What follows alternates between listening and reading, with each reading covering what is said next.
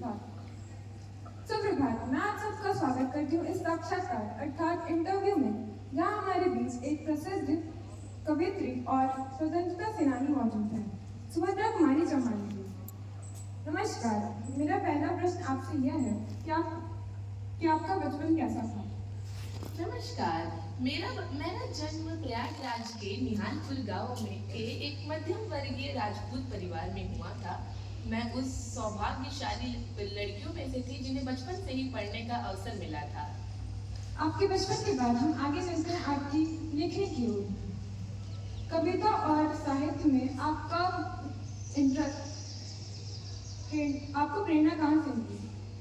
जैसा कि मैंने बताया कि मैं बचपन से ही पढ़ती लिखती थी और अच्छे विद्यालय में जाती थी। ऐसे में मेरी कनिष्ठ महादेवी वर्मा और भारत का जो आंदोलनकृत समाज था, उसने मेरे लेखन पे बहुत ज्यादा प्रभाव डाला। वास्तव तौर पर देखा जाए तो मेरे लेखन पर जो ब्रिटिश द्वारा भारतीयों पर जुल्म किए जाते थे, वो सबसे बड़ी प्रेरणा थी।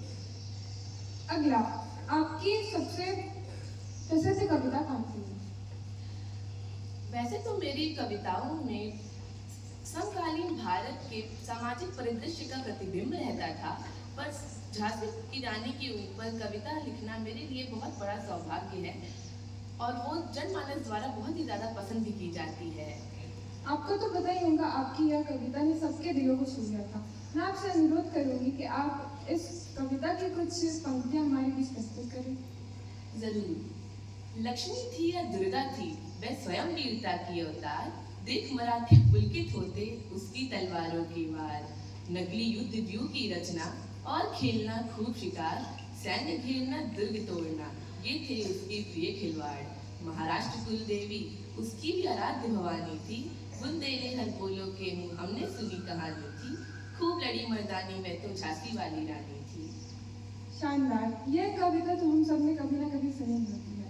अंत में मेरा प्रश्न आपसे यह है कि आप कवित्री तो हैं ही, लेकिन आपने स्वतंत्रता की लड़ाई में जमकर भाग लिया है, तो आपने जो योगदान दिया उनके बारे में कुछ बताइए।